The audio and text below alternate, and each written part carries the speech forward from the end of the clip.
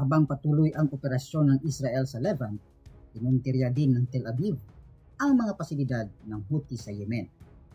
Maliban sa mga nalagas at nasugatan, maraming ari-arian din ang nasira sa mga pag-ataking ito.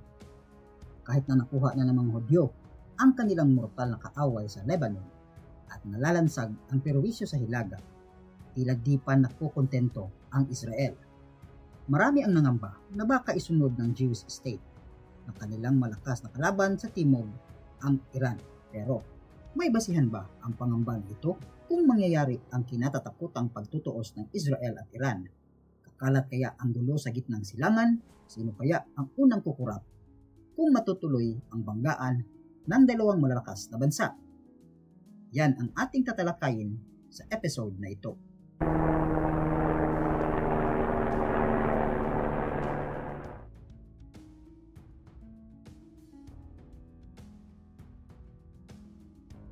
Isang linggo matapos ang malawakang pagsalakay sa himpapawid, tuluyan nang nalansag ng Israel ang militanteng Hezbollah.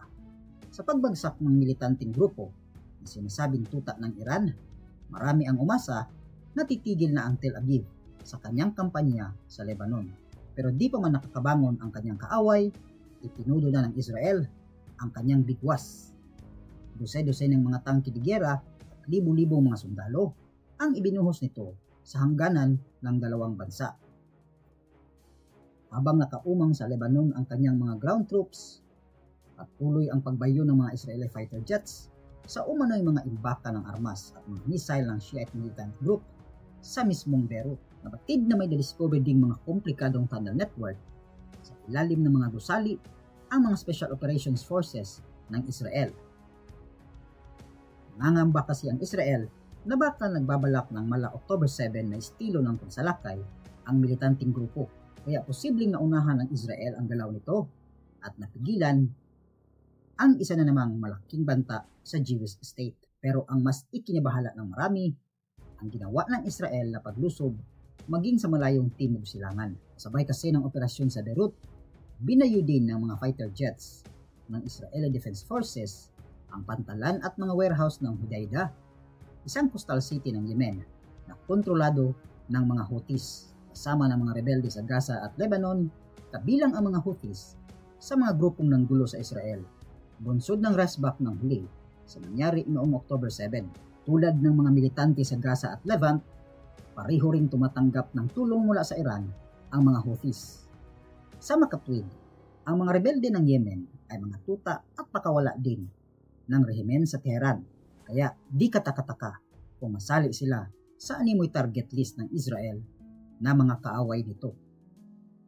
Maliban pa dito, inunahan din ng mga Houthis ang Israel sa pamamagitan ng pagpapalipad ng mga missile habang ang huli ay okupado sa operasyon nito sa Lebanon. Tila gumaganti lang ang Israel nang binomba kumakailan ang Hudaydah. Habang nagpapatuloy ang kaguluhang ito, may isang posibilidad ang bumagbagabag sa marami. Nitong Martes lang, nagpalabas ng pahayag si Israeli Prime Minister Benjamin Netanyahu. Direkta niyang tinukoy ang mga mamamayan ng Iran. Ipinaalala ng Israeli leader ang malalim at mapayapang ugnayan ng mga Hudyo at mga Persians, ang lumang tawag sa mga Iranian.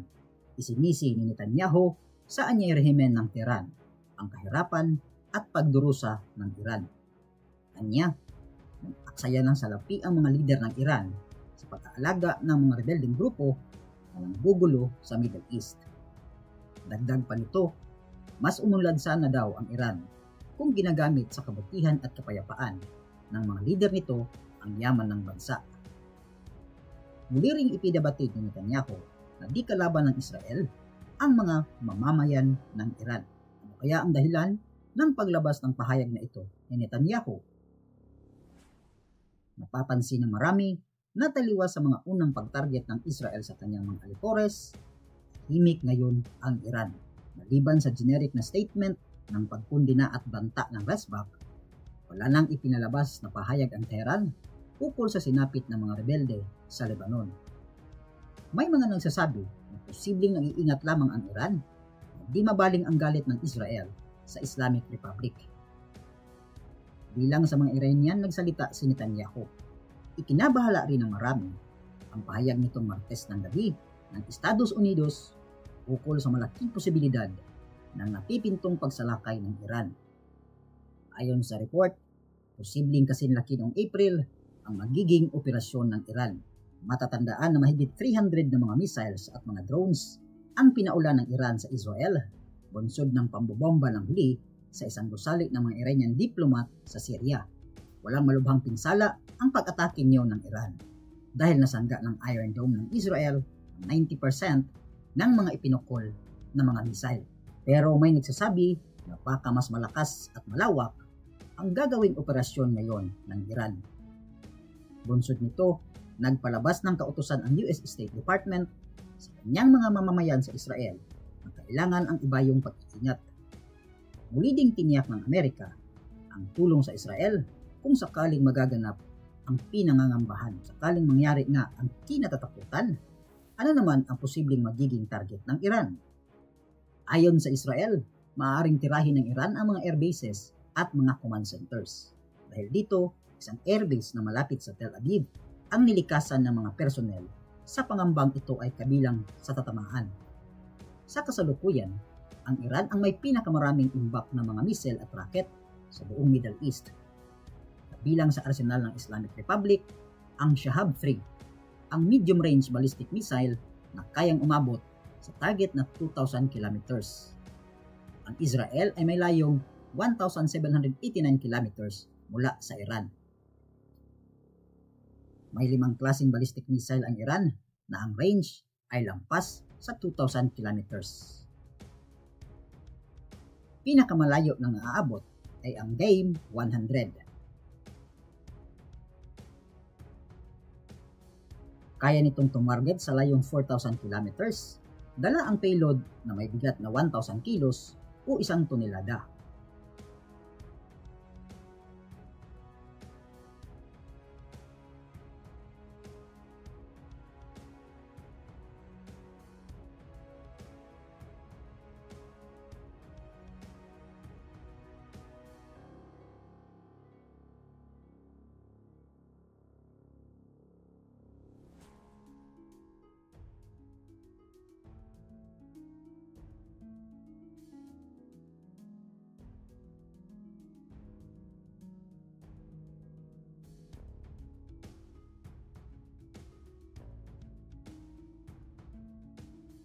Habang pigil hininga ang lahat, marami ang nagtatanong kung ano ang magiging resback nito ng Israel.